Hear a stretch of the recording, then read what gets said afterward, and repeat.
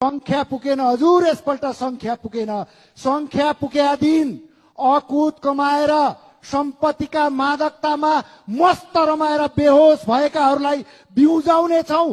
राणा कालमा अकुत कमाउनेको सम्पत्ति जसरी राज्य ढुकुटीमा आयो, राजाको सम्पत्ति जसरी राज्य ढुकुटीमा आयो, यो 35 वर्षमा अनेकौं काण्ड मचाएर नागरिकको रगत पसिना चुसेकाहरूको त्यो अकुत सम्पत्ति राज्य ढुकुटीमा ल्याउँछौं। 84 मा संख्या पुर्याउँछौं।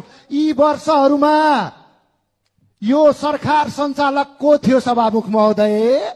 भ्रष्टाचार गर्न नि दिन्न। भारत त उहाँहरू पटिकालाई 47 यताकालाई अलिकति हाम्रो पार्टी सभापति जस्तै गरी होइन, अलिकति अनुसन्धान प्रक्रियामा ल्याउ त।